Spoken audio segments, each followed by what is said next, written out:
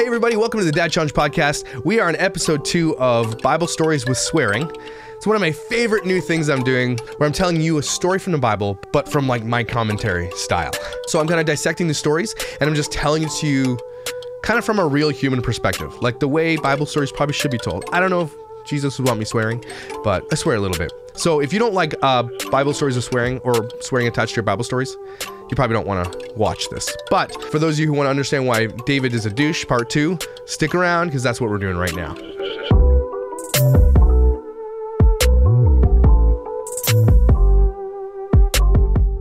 So last time we left you off with David's kind of life before he became king.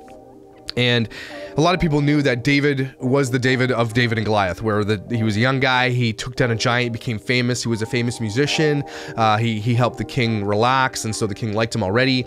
He came into battle, destroyed Goliath. Then we went through his life where King Saul hated him because he was jealous of him, and people knew that he was going to be the king. He was prophesied to be the king, which is a big deal in the Bible. Talked about his battles, his brilliance, his genius, and everything, leading up to the point where he starts to become the king. Now, I think we left it off with Saul died a stupid death because he tried to kill himself and he couldn't. He botched it, and then his sword guy had to kill him, and then whatever. It ended up pretty tragic. It was gross.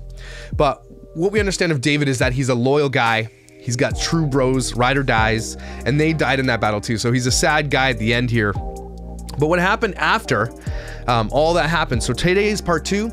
When David becomes king, up to the point of where he becomes a douche. So there's lots to unpack here. And I want to preface this by saying, look, basically David was a very revered person by God. He was called by God. He was loved by God. He was favored by God. And that's a big deal. So I don't want to diminish all the things he's done by the end by saying that he's a douche, but he did some douchey stuff, and that kind of sucks. It's kind of the theme of the world. When you get absolute power, absolute money, everything, you eventually are corrupted because of it. My theory is that when you have so much, like this Epstein thing that's going on, is that it's just not enough anymore, and it's always about the next thing.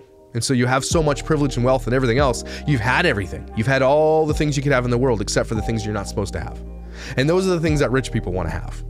And so that's kind of what happened with David. So let's get to it. Part 2, Dave's a douche. David finally says, I'm done hiding. Saul is dead. David's like, I'm done hiding. F this. I'm the king. And so it's not as easy as that, because people wanted him to be king and they followed him and he had lots of followers. And he was welcomed back into Jerusalem as a king, and they anointed him that way. He was sort of voted in, but it was contentious because he's 30 years old. He's in the prime of his life. He's still young. He's popular, and people are drawn to him. He's got a ton of people that follow him. They love him. And again, it's been prophesied. So people already know, like, this guy's been prophesied. He's going to be the king. This is the way it is. Okay, and this is what they called him.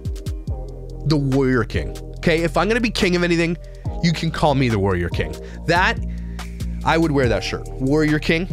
Yes. So he was the warrior king who was much loved, much revered. Probably had hundreds of wives. I don't know. They don't talk about much about his personal life and what all that went on. But man, imagine the merch you could sell with Warrior King. Like, I'm all over that. So you got to enter Dave's entourage. And these guys travel with him. They were his warriors. They were his bros for life. And the best of his entourage, the best of his bros, was this guy named Joab. This sounds like Micah named him, but the good book says that Joab was a badass, and he slaughtered 300 Philistines by himself. So this is a guy not to be messed with, okay? He is a warrior. He's kind of Dave's right hand, and he was apparently super fast, like fast as a wild gazelle, the Bible says, which is like, if you've seen a gazelle run, this guy is probably faster than Usain Bolt. And so basically he's the shit. This guy is a shit. And David obviously has him close because he knows and trusts this guy. He's a warrior. He's a protector. He can take care of things, right? He also had so many devoted followers that once in Bethlehem, it was hot as tits. Okay, it was so hot, swass hot. Like, there's swass rolling down everybody's bum crack, even though you're wearing a robe. Like, you're hot. And they were dying of thirst. And apparently they needed agua so bad, but the Philistines were kind of in the way. So here's the issue. They could get water, but David is like a diva here. And he's like, I want the water from my well back home. You want out, Sam? Come on. Out. See you, buddy. You lost. But he was so loved and revered that these 3 guys took it upon themselves to fight their way through the Philistines, get to the other side, grab the water that he wanted, come back again, and brought it to him. That's how much these guys loved him. They were willing to risk their lives to get him a drink of water. Like, they didn't have the right kind of Starbucks drink, so they went towns and states away to get him the right drink. That's how hardcore he's loved. So they get back, and Dave is so touched that they did it. He's heartfelt. He's like, oh, you guys are, and this is probably why he's loved, because he also loves people too, right? And so he praised them, and he retweeted them, and he told all his followers to follow them. Like, he's famous, right? It's just huge. It's like PewDiePie shouting me out. That's how big that would be, right? So it's a big deal that he loved them, and they were revered, and they were like, yeah, every claps. But instead of drinking it, Dave like pours it into the sand and like as an offering to God. And then can you imagine those guys are like, dude, really? We almost died for that water. Are you kidding me? We just risked our ass to get your favorite water from your well. Could you imagine what was running through their minds right there? Like, insane. But obviously they couldn't say anything, because basically what they did was made this water so valuable to David, because of what they did and their lives that they risked and the things they went through, that he now had this thing to him that was so valuable. And so being David, being a guy called by God, favored by God, he's like, God, this is so valuable to me. Instead of drinking this because I'm so thirsty, I want it so badly, I'm going to pour it out as an offering to you. And that's what you did in the Old Testament. You gave God your best, your finest as a sacrifice. It had to be something you wanted. People would sacrifice their best lambs, their children, like they would sacrifice the best of things, the best of their grain, the best of their produce. All that was sacrificed as an offering to God to say, you get the best of it. And so it was so valuable to him. I think people understood that. They probably weren't around like gossiping, like, what a douchebag this guy is. He just literally poured that out after they almost died getting that water. So they all saw it as like how valuable he saw that water. And so he poured it out as an offering to God. That's a pretty cool story. So David gets into the kingdom as a king, and the first thing he does is give Saul and his family and Jonathan and his boys a funeral fit for like a royal family. Like, he already honors them after their death, even though Saul spent his whole life trying to kill him, right? Which just shows how awesome David is. David's like that guy that you love, right? He's like, you don't know why you love him so much. He's like Tom Hanks. Everybody loves Tom Hanks, and you don't know why you love Tom Hanks. I really hope Tom Hanks doesn't turn out to be a douchebag, because I love Tom Hanks, and it's just David, Tom Hanks, kind of the same thing. So while all this is going on, one of Saul's like main dudes, King Saul, his name was Abner, and he was the commander of Saul's army, right? He wasn't having it. He was like, there's no way that David is king. He was just not having it. And he wanted to stay in Saul's bloodline, right? He thought that, like most kingdoms, the bloodline is everything, right? You want to continue it with your bloodline. And David wasn't bloodline. He was only married into the family, right? Remember that. And so this guy, who's a pretty big deal anyway at the time, proclaims Ishbosheth, we're going to call him Ishbo from now on, as king. But he's not a kingmaker. And so there's this contentious thing where Ishbo is the king and Dave is a king, and people are kind of like back and forth thing. It's like it's as dirty as politics gets, right? It's messy, but this made Ishbo a target from Dave's followers, right? And so they had to hide him so they could figure this all out. So Abner hides Ishbo, but Ishbo's kind of king, and it's all kind of messy right now, right? So Abner then comes up on Joab, and you know Joab's a badass, right? And then world star hip hop erupts. People have their phones out there watching all the fights in McDonald's and Wendy's. It erupts. Abner and his army though get demolished. They get their asses kicked. Like, what'd you expect? Joab is a badass. He killed 300 guys himself, right? So you're an idiot, Abner. So anyway, Abner bolts like a coward, and Joab hops in his ride and he pursues him. You know, in Bible times, pursuing takes months, could take years, right? It's not like they just hop in the ride and go. It's like, so on their way, they always have these caravans. And so Joab has a brother named Asahel. Whatever, Asahel. We'll call him Asahel. And who wants to prove himself to Joab? He's a younger brother. And so Joab's like, all right, go for it. Go get him. And Joab just kind of chills. He's probably, you know, being fanned by palm leaves and eating peeled grapes. He's like, go ahead. He trusts his little brother can take care of her, right? It's like Fast and the Furious 2000 BC. It's getting crazy. Sending off his little brother to go fight his battles because he thinks he wants to prove himself. Let him give a chance. He's gonna go fight Abner. But Abner's no one to be pushed around. Like, yeah, Joab's badass, but Abner's not on Joab's level. But Asahel is not on Abner's level either. Like, Abner knows that Asahel's no match for him.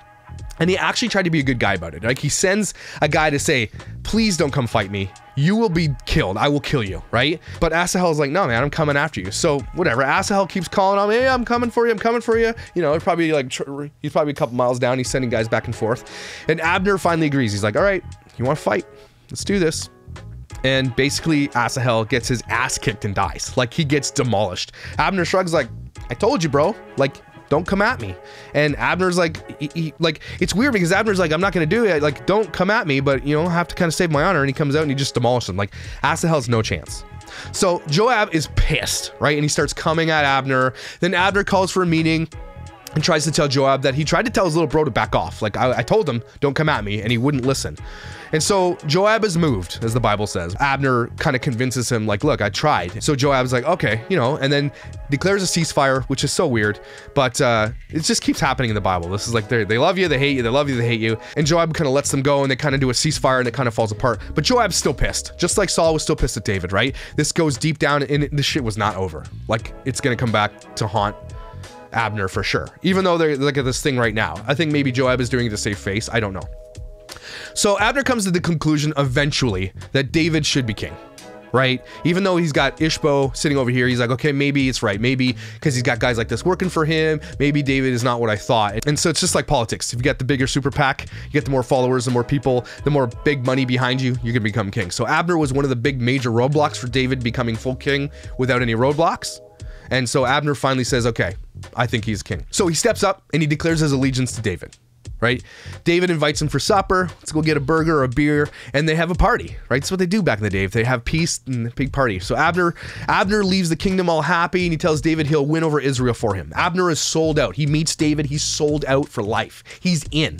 Okay, he's out. He's gonna go move the kingdom and move all the roadblocks so David becomes the king, and no matter what. And so Ishbo's kind of left hanging like this. So Joab gets back from battle and finds out his bro for life had a party for his mortal enemy, Abner. And he's pissed, right? He definitely punched some drywall on the way out of that meeting. He punched the wall, right? Like, you know, bro punched it and broke the drywall. And so he sends a text to Abner, right? He sends a guy off from a fake account telling, oh, Abner, come back, I forgot to tell you something. Like, it was like meant from the king. So Abner kind of like does something pretty dirty here. And when Abner was on his way back to the gates, Joab's kind of waiting. He kills him dead, spits on him, and he says, that's for my little bro. So, but David now is so pissed because he's like, okay, Joab's my guy. Abner just declared his allegiance to me and was gonna go out and help me become king. And then because he has to go into the world and tell the people he had nothing to do with this, right? He had to like save face. Because David is a guy that people love. Imagine Tom Hanks came out and said that he was a dirty rat, and you wouldn't want to believe it, right? So David has to come out, save his face. He's got to do some PR. He's got to get out there, and he's pissed at Joab for doing this, right? So he declares himself innocent of the death. It's kind of like how in politics or in police, when something goes down illegally, they come out with a statement like, we investigated ourselves and we've declared ourselves innocent. So he kind of does that. It is what it is. This is the way the Bible works, the way kingdoms work, all that stuff. So he came out and he just said, it's not me, I'm innocent, whatever. And people have to go with it. But he's not happy, right? But it's Joab, so he's gonna let it go. So soon after that, Ishbo is killed by people who support Dave. And in another show of amazing character, he has those guys put to death. So they go out and kill Ishbo in Dave's name, but Dave's like, no, dudes, you guys can't do that. He puts those guys to death, right? And then he puts, this is crazy. He puts Ishbo's head in the same vault as Abner. So they're like, here you go, dead parts, body parts together. I'm gonna bury you. That's a biblical way of saying, sorry I killed you and your friends and your family. Your head and your bodies are all together. It's just weird. Freaking Bible times, man. So Ishbo is dead and David is now the recognized king. No more confusion. It's Pepsi versus Coke, Blu-ray versus HD, and we all know how that went down. David is the undisputed king, and he's good to go, right? So that's how he gets into this position of power, ultimate, unlimited power, one of the biggest kingdoms up to that point in human history, okay? So David sets out to take back Jerusalem, and to this day, that place has never had so many people contested for the land. Jerusalem has always been a point of contention. It's God's promised land for the Jews, and it always has been, and everybody always battles to take it, and then they get it taken back, and then they get it taken away, they get it taken back. It's a long storied history, and it always ends up back in the hands of the Jews, right? As far as the Bible's concerned. So Dave and company get to the gates, and he yells out, he's like, whoever gets over these walls first and takes in them gets all the money in my pocket, or you can have my stereo. And of course Joab pops over, kills everybody, and he does it easily. Joab's the man, like, he's just killer. So he takes the city and it becomes David's main kingdom, his main house, and the thing became a city, and the people just started growing like kingdoms do. Like, another king hears this like a couple cities over, and he sent his favorite cedar trees to build his house. Like, this is crazy to get cedar in Jerusalem. Like, you know, you're sending out really valuable things. So I'm just saying, I love the smell of cedar. Could you imagine like the purest cedar in the Bible days, what that would have smelled like? I'm jelly. So just to say, David was loved by a lot of people. Philistines kept getting butthurt about growing kingdom and they tried to take it, but Dave totally just shrugs it off. He's like, whatever, beats their ass time and again. I'm like, you get a hint, Philistine morons. It's not gonna happen. Stop trying to make it happen. This is like where it gets crazy. A little bit of legend, a little bit of craziness. So there's the AOC. And I don't mean the freshman congresswoman from New York who nobody likes. It's the Ark of the Covenant, okay? And if you don't know what it is, it's this insane gold-plated chest with the 10 commandments that Moses carved when God gave them to him. Brought it down from the Mount Sinai, or brought them down from the mountain. This is the world we live in now. These 10 commandments, you follow these things, or you're dead, okay? So he's got Aaron's rod in there as well, and he's got a pot of manna, according to Wikipedia, which is probably important. Moses made it from the plans he downloaded from God, and so it's like the most valuable thing on earth right now. Like to this day, it remains hidden or destroyed. No one knows where it is, and like it's just one of the most holy relics of that time, okay? At that time, like if you touch this thing and you're not a priest, you're dead. There's this whole thing in the Bible where how they have protocols about how you have to approach it. Priests had to go in there with like a rope tied to the leg because if they did something wrong, they would be like, so many of them would die. They had to pull them out of the tent. It's just a very holy relic where God actually kind of sits there on it. It's like God is there, and in the presence of God you'd be just demolished. So that's kind of what it is. It's just like he's got that. So David wants to bring this thing back to Israel, okay? And only priests are able to touch it, and priests are fat and lazy. Back in the day, they're like, you know, they're just fat and lazy, right? They have the high life. And this guy this dude Huzzah accidentally touches the thing because it like fell off the oxen, and he's vaporized. He's dead. He's instantly gone. So look, if you people listen to me, please. Take anything away from this. If you happen to stumble upon the Ark of the Covenant, just don't touch it, okay? Just kind of call somebody, get someone else to touch it. Don't touch the Ark of the Covenant. It's gonna get crazy for you, so just don't touch it. You know, so Dave gets it back to the place he's taken, and he wants to build a temple for it. But God's like, nah, don't build a temple for it. Don't worry about it. I don't need that. I just put it in a tent, do whatever you need to do. I don't need the temple. And Dave's kind of like, he wants to do it because it's like it's important. But it says a lot. This little part here speaks volumes to me. And I could be wrong about this because I'm not a Bible scholar, people, okay? But it speaks volumes to me. God is saying he's cool with this thing in the tent. Like this thing where he dwells, the gold thing and all that. And he doesn't need a fancy building for it.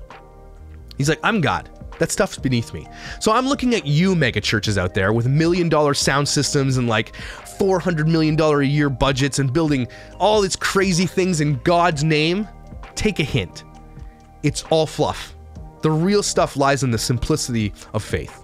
And that's kind of what I took away from that. You don't need to be building these monstrosities like the Catholic Church did and even like the Christian Church does and all these people to build these monoliths in God's name when it's just manpower. You're just gaining your own power. So to save time, this story gets it's just worse. David's whole life is about violence. Even though he probably didn't want it to be, he's just talented at violence. And it's, to save time, David takes on all the armies and wins every time. No one comes, it's not even close. His kingdom is the biggest in the history of the world at this point. He's conquered everything. Anybody's come at him, he's like, whatever. He just brushes them off like flies. He's so gifted and has such a talented army and commanding force. It's just, you can't come up against it. David was a good man. He ruled, he was loved. Like today, politics are so divisive. It's nothing like that, right? It's hard for us to see what it looks like. But people actually loved him. Like imagine Chris Pratt was the president, okay? Who doesn't like Chris Pratt? I mean, I would vote for Chris Pratt. I don't even know his policies. I don't know where he stands on social issues. I'm voting for Chris Pratt. I love the guy. And David spends a ton of his time in prayer and studying the Bible. Well, it's called the Torah. And he's a guy that's just well-versed in everything. He's smart, he's good looking, he plays music, he's talented, he's a genius. Like he's got it all. He's the full package, right? So one way he was such a cool dude was he found a son of Jonathan, his bro. Remember Jonathan, the guy who died, who tried to help him? You know, Saul's kid who was in line for the throne but wanted Dave to be? Like Jonathan was a true bro. He found his son. He reached out, he found a woman who knew, oh yeah, Jonathan's got a son who was lame, meaning like he couldn't walk or he had some kind of ailment. And he brings this guy and his family and he gives them Saul's land. And if you can imagine, he basically gave this guy a kingdom who was probably living just a normal life. And he now brings this guy into his bosom and he is family, like his own son, because it was Jonathan's son. So he wanted to honor, he loved Jonathan so much that he wanted to honor his family. And that's amazing. That just shows that true bros are important. So the Bible here is talking about what a true bro is. If you don't have a true bro, I feel sorry for you. You need a true bro. I'm blessed. I have a lot of true bros. But the Bible talks about friendship here. Like we can't miss this. Okay, a true bro friendship is one of the most important things you could have in any walk of life. Okay, so if you know and you have a true bro, you would do anything, and you know those guys in your life that you would do anything for, like, this is an important part of your faith, of a human walk, of humanness in general, is to be a true bro or to have a true bro to somebody. So if you don't have it, get one. And like, let that person be that person, because some people don't let it happen, right? Anyway, that's my thing. Some other war stuff goes down with Joab and stuff, and he keeps winning. It was a time of great growth for the Jews, and so everybody loved it. They are all enjoying the prosperity and the land of milk and honey and all the things that they were promised when they came out of the desert, right? So here's where we get to David being a douche. It's time to unload. So Dave's hanging out on his balcony one night.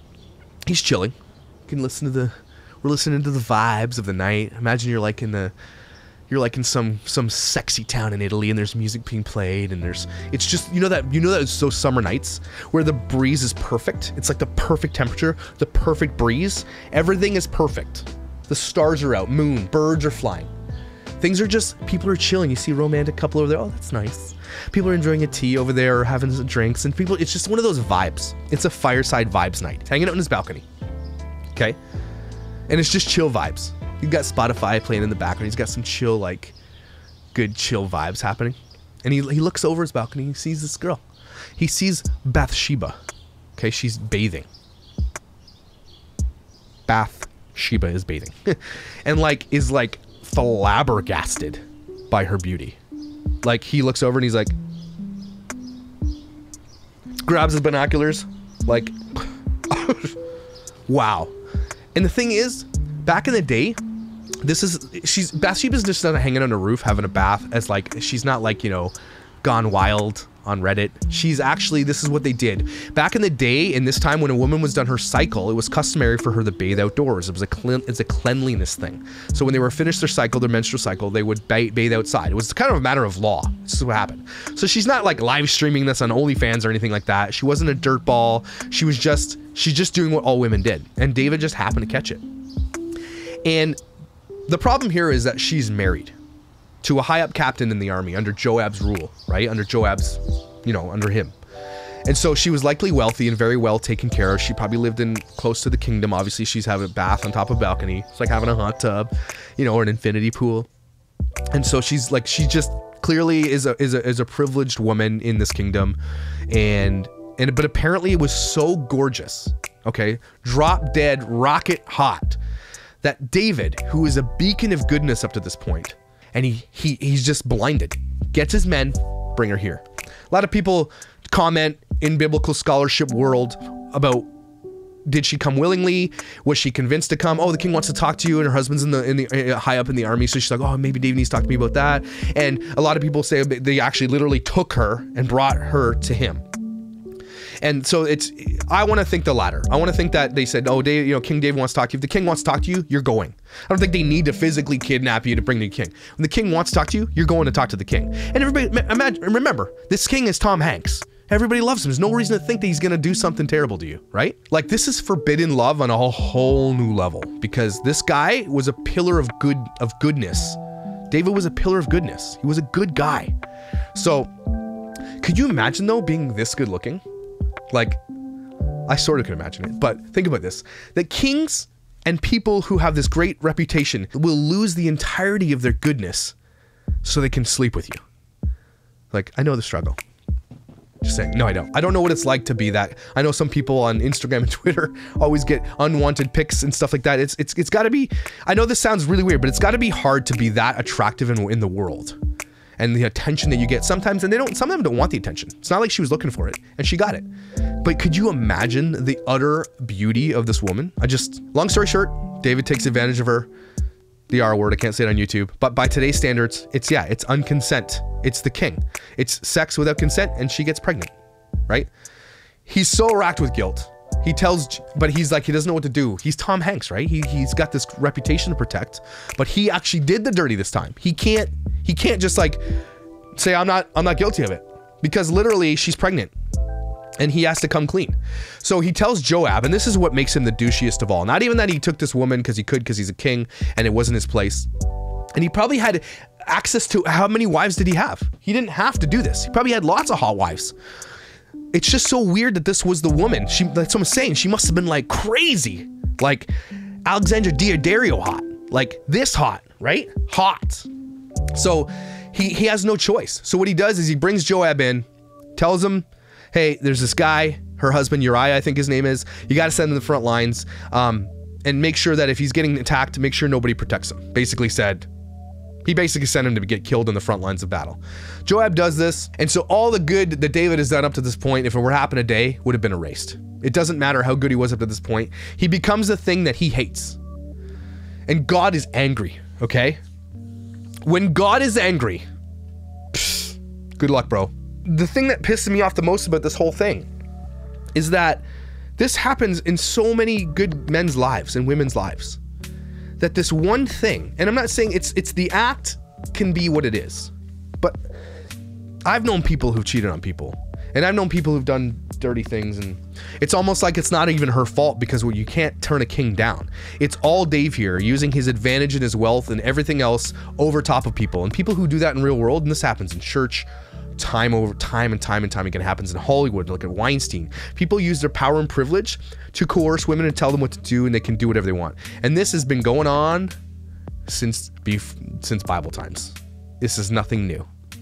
She's the original #MeToo. Uriah is dead, and so God is angry, and a prophet named Nathan visits David to tell him a story. He's like, hey, can I come by? I gotta talk to you. He's like, yeah, Dave, come on in. Whatever. Dave's buried this at this point. He's kind of moved on. I think he marries Bathsheba. And he basically says, he tells him a story. And back in the Bible times, when you wanted to get a point across, you tell a story. Jesus was a master at telling stories that people related to. And people are like, well, who was it? Like, you tell these stories and it's like as if it's a true story. And people are like, I need to know. So this guy, this prophet Nathan comes in. Nate's like, I gotta tell you a story. So he basically says there's two men, okay? One is super rich and one is poor as dirt, okay? The rich man has everything you could want. He's got cars, boats, money, houses. He's got goats, cows, everything you could think of back in the day that made you rich. He had it all, okay? Then there's the poor man who has nothing but a single baby lamb, okay? And this poor dude, it's not that he was unhappy. He was happy. This baby lamb was his everything, okay? He loved this little baby lamb. It was like his pet. It wasn't something, they didn't milk it. I don't know if you milk lambs. He didn't like, I don't know. It was a family. It was basically, the Bible says it was like his daughter. And this poor man fed it, ate at his table, loved it, cuddled with it, slept with it. It was everything to this poor man. And so the rich dude's coming through this guy's town. And this is back in the day, it's kind of what happens. You have a party, rich people can do what they want. There's no law back there. It's not like you don't get arrested for doing things. Like unless if you murder someone, you just get murdered. Eye for an eye back in the day, right? Rich guy comes through and he kills this guy's little lamb. He just kills him, eats them because he doesn't want to use his own lambs. Okay? And so David hears this because that old man is now heartbroken. That's all all he had anyway. He had nothing anyway. The rich guy had more than enough, could have ate his own lambs, doesn't. And so David hears this and he's like, and he's pissed. He's like, who is this rich man? I want his head on a stick now. He's so moved with anger. And Nate, the prophet's like, Dave, dude, that rich man is you. Silence. Dave, you're an effing jerk. What you did is what that guy did. And so that's the story he told. He tells this guy, you are guilty. You are the rich man. You are the one that you're angry at right now. So David sits his ass down and he's super sad that he's become this complete and utter douchebag. All because he wants sex from this gorgeous girl. The lengths and mountains that men have moved in the past for sex, especially in the Bible, all throughout time, is the psychology of sex is so crazy. Men have fallen for it, like have destroyed their entire lives for it. Their families have been destroyed for this thing. This is a crazy, crazy thing that happens. So people nowadays taking sex to be this like, it isn't some flippant thing. Sex is a catalyst for a lot of major events in the Bible. And not only the Bible, today. It's crazy. So he asks for God forgiveness, and Nathan's like, God forgives you, man, but man, there will be suffering on earth for this, what you've done. So you're not going to get away with it. God forgives you, obviously, but there's going to be some dirt that happens. And the thing that happens, unfortunately, is that Bathsheba loses the baby. So she suffers multiple times because of David. And so can you imagine her life? Not only she probably talked about in the communities that she's like, oh, she's a whore because she's now married to David, she's having his kids. Oh, wasn't she married and her husband's now dead off the war? Oh, it's typical, you know. She's just one of those, just like that, you know. Everybody's jealous of her. They're talking behind her back, but she didn't have a choice. Could you imagine her life in private? She's taken advantage of by king. She can't say no without her consent. She gets pregnant. Her husband is killed, who she probably loved. She's married to the king, gets her pregnant, and can do nothing about it. Doesn't talk enough about Bathsheba and her problems and her issues. It's just the way the Bible was. It was a culture of the time. But she suffered the most here. David was the biggest douchebag, but Bathsheba suffered the most. But as always, God uses everything he can for his glory. This story has a little bit more hope as we get into part 3, but God uses everything for his glory. And Solomon is born, which is another story we'll talk about another day. But spoiler alert, he becomes the next king. Solomon is a crazy story in the Bible. So, although I think I look back and doesn't justify anything, but I think David actually loved Bathsheba, not just because of her beauty, but because I really do think that God took something that was disgusted and marred and turned it into something crazy because of this Solomon being born, which is a huge part of this lineage of David anyway, right? But it went down as pure dirt, and he was an asshole for doing it. So David was a douche. We're gonna get into part 3 about what happens after, kind of what happens later. It's not as crazy as this part, but it's all gonna tie together nicely for this connection I wanna make about no matter what David did and how bad he was, about what came after and what God can do with it. So that's Dave's a Douche part 2. Stay tuned next Sunday where we talk about Dave's a Douche part 3, going into the redemption of David and what it means for us, whether or not you believe it. And thanks for listening to Bible Stories with Swearing.